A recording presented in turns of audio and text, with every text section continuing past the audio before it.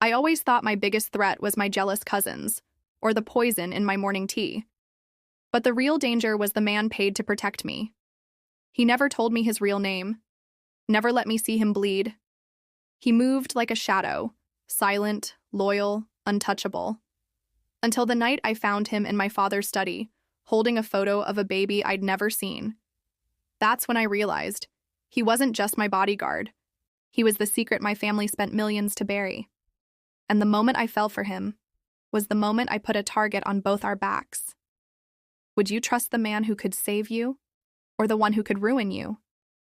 People think being an heiress means luxury and freedom, but after my father's sudden death, all I felt was trapped.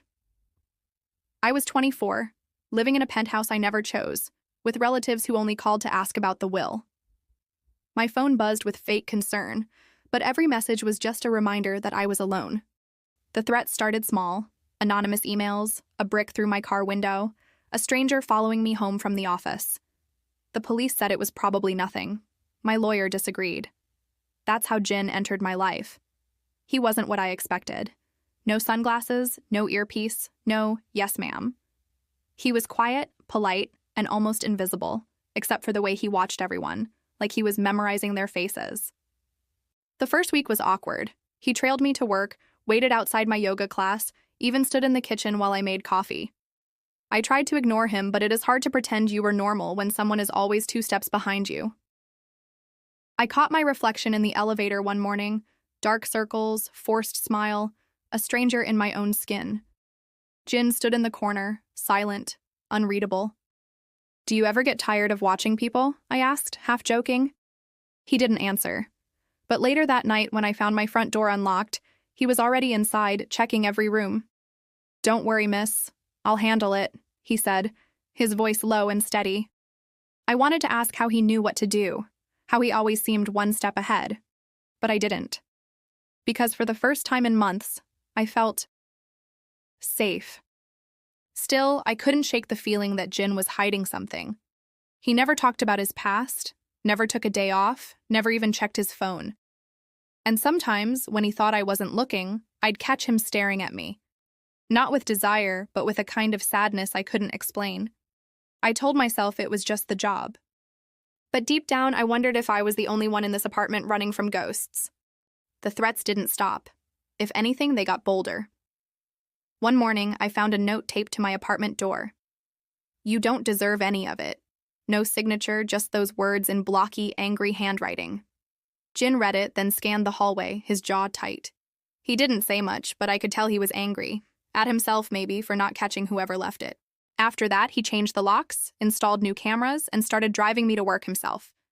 I protested at first, but he just handed me my bag and said, "It's safer this way."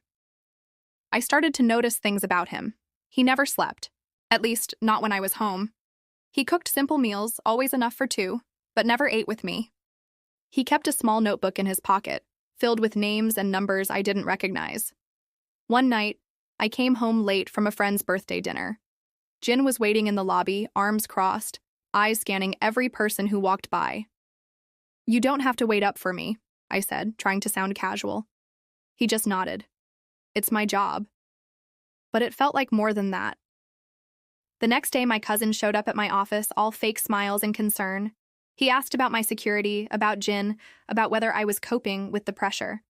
That night, Jin handed me a folder. Inside were photos, my cousin meeting with a private investigator, exchanging envelopes. "Why are you showing me this?" I asked, my voice shaking. "Because you need to know who's really on your side," he said quietly. I stared at the photos, my heart pounding. I'd always suspected my family wanted me out of the way, but seeing proof was different. It made everything real. I started to trust Jin, not just as a bodyguard, but as the only person who seemed to care whether I lived or died. But trust is dangerous.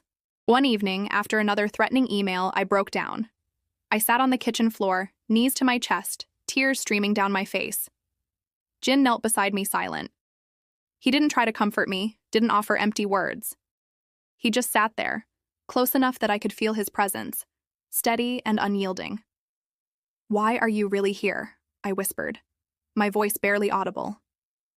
He looked at me, and for the first time I saw something raw in his eyes, pain, regret, maybe even guilt.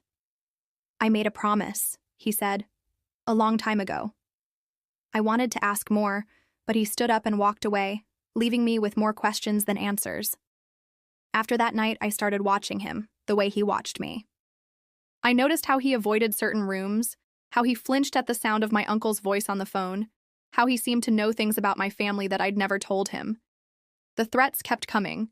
Texts, calls, even a break-in attempt that Jin stopped before I even knew it happened. But the real danger wasn't outside my door. It was the secret Jin was keeping. And I was starting to realize that the man I trusted most might be the one person who could destroy me. It happened on a night that felt like any other. I was in my room, scrolling through old photos, when I heard voices in the hallway, angry, urgent. Jin's voice, low and cold. My uncle's, sharp and desperate. I crept to the door, heart pounding, and listened. "You think you can protect her forever?" my uncle hissed. "She's not safe with you. She never was." Jin's reply was quiet, but every word cut through the air. "I'm not here for your approval. I'm here because you failed her." There was a scuffle, a crash. I flung the door open just in time to see my uncle storming away, face twisted in rage. Jin stood in the hallway, breathing hard, knuckles white. I stared at him, suddenly seeing him not as my bodyguard, but as a stranger, someone who knew too much, someone who had just risked everything for me. "Jin," I whispered. "What is going on?" He looked at me, and for the first time he didn't hide. "My name isn't Jin," he said quietly. "It's Minjun." He reached into his jacket and pulled out an old, faded photograph. A baby in a hospital blanket. A woman I recognized as my father's first love. "My mother was cast out by your family before I was born. Your father tried to find me, but your uncle made sure I disappeared. I grew up in foster homes, always wondering why I never belonged." He paused, his voice trembling. "I came here for revenge. I wanted to see your family fall. But then I met you, and I realized you're not like them.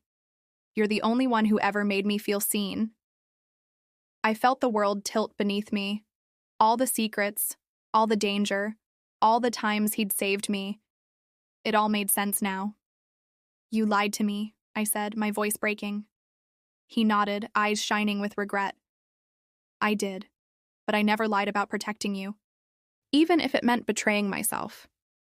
I stood there, torn between anger and relief, love and fear. Because the man I trusted with my life was the one person my family had tried to erase. And now I had to decide. Would I turn him in, or trust him with everything I had left? I didn't sleep that night. I sat in the living room staring at the city lights, replaying every moment I'd shared with Minjun. Every time he'd saved me. Every time he'd stood between me and my family's darkness. Every time I'd felt safe without knowing why. He didn't try to run. He just waited, silent, in the guest room. I could feel his presence through the walls, steady, patient, as if he was giving me space to decide his fate. By morning, my mind was a storm. I thought about calling the police. I thought about telling my lawyer, my relatives, the world. But when I saw him in the kitchen, making coffee like it was any other day, I realized something. He was the only person who had never lied to me about who I was. He'd lied about himself, yes, but he'd never tried to change me, never tried to use me, never asked for anything in return. I sat down across from him, my hands shaking. "I should hate you," I whispered. He nodded, eyes downcast. "I know." "But I don't," I said, my voice breaking. "Because you're the only one who ever chose me, not my name, not my money." He looked up, hope flickering in his eyes. "I don't know what happens next," I admitted, "but I want to find out, with you." He reached across the table, his hand trembling as it found mine. We left the city that afternoon. No more bodyguard, no more heiress. Just two people, scarred by the same family, trying to build something real from the ruins. My relatives tried to find me, tried to drag me back into their world of secrets and power, but I was done living for them. For the first time, I felt free. Not because I'd escaped danger, but because I'd chosen my own future. And Minjun? He never stopped looking over his shoulder. But now, when he looked at me, I saw something new in his eyes. Peace. Sometimes the people we're told to fear are the only ones who can save us. So I'll ask you, if you discovered the person you loved was your family's greatest secret, would you run from them or run away with them?